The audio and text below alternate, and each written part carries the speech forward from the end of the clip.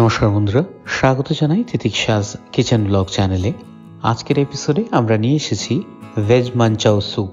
শীত, বর্ষা, গ্রীষ্ম সব ঋতুতেই খাওয়া যায় এই চাইনিজ স্টাইলের মানচাও স্যুপ। খুব সহজভাবে আজকে বানানো শেখাবো আপনাদের একদম রেস্টুরেন্টের স্বাদের এই ভেজ মানচাও স্যুপ। পুরো এপিসোডটা দেখুন শেখার জন্য কিভাবে বানায় এই সুস্বাদু স্যুপটা।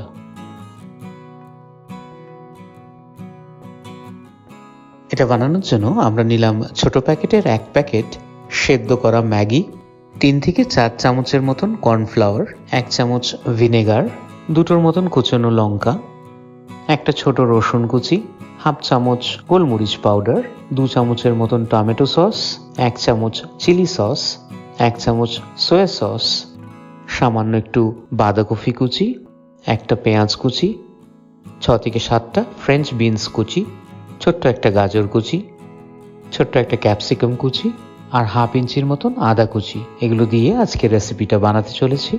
সর্বপ্রথম এই সেদ্ধ ম্যাগিগুলোতে দিয়ে দিলাম আমরা 1 চামচের মতন কর্নফ্লাওয়ার। এগুলো দিয়ে আমরা আজকে স্যুপের অ্যাকম্পানিমেন্টটা বানাতে চলেছি। প্রত্যেকটা স্যুপের সাথে কিছু না কিছু সার্ভ করা হয়, সেটাকে অ্যাকম্পানিমেন্ট বলা হয় ইংরেজি ভাষায়। মানচাও স্যুপের ক্ষেত্রে ফ্রাইড নুডলস হয় অ্যাকম্পানিমেন্ট। ম্যাগিটাকে কর্নফ্লাওয়ারে ভালো করে মাখিয়ে নিয়ে মচমচে করে ভেজে নিলেই তৈরি হয়ে যাবে ফ্রাইড নুডলস।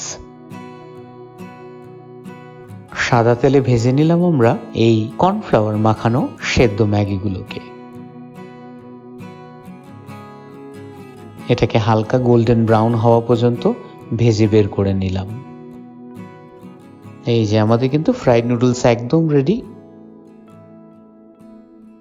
এখন স্যুপটার বেস বানানোর জন্য আমরা বাঁচা তরকারিগুলোকে জলে দিয়ে ফুটিয়ে নেব ঘন্টা খানেকের মতন। এটাকে ভেজিটেবল স্টকও বলা হয়।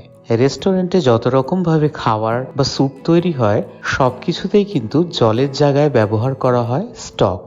এই সব সবজির বাঁচা ভাগগুলো দিয়ে দেওয়া হলো হাফ চামচের মতন রসুন কুচি আর হাফ চামচের মতন আদা কুচি।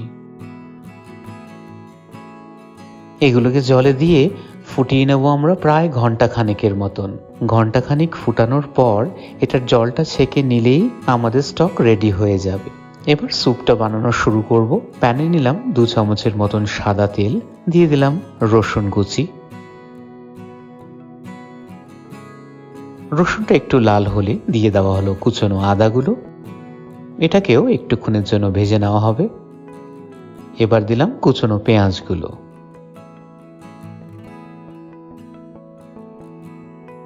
এখন সবজিগুলোর পালা। দেওয়া হলো ফ্রেঞ্চ বিনসগুলো। একটু ভেজে নিয়ে দিয়ে দেওয়া হলো কুচনো গাজরগুলো।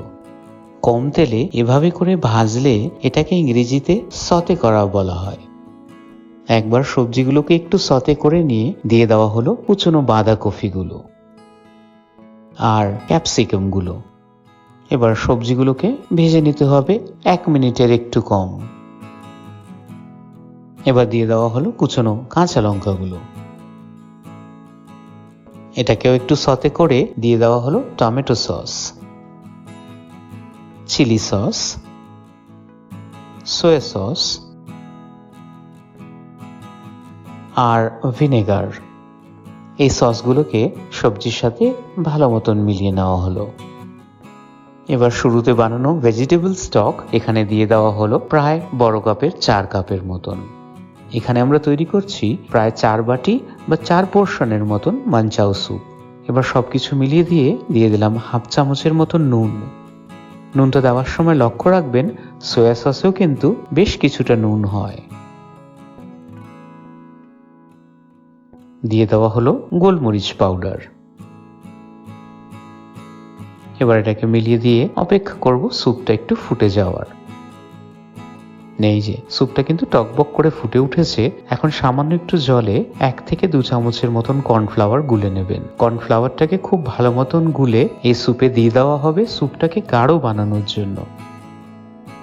কর্নফ্লাওয়ারটা দিয়ে একটুক্ষণের জন্য যখন স্যুপটাকে নাড়াবেন তখনই আপনি বুঝতে পারবেন স্যুপটা আস্তে আস্তে কিন্তু গাঢ় হয়ে যাচ্ছে। তবে লক্ষ্য রাখবেন স্যুপটা কিন্তু খুব একটা গাঢ় ভালো লাগে না।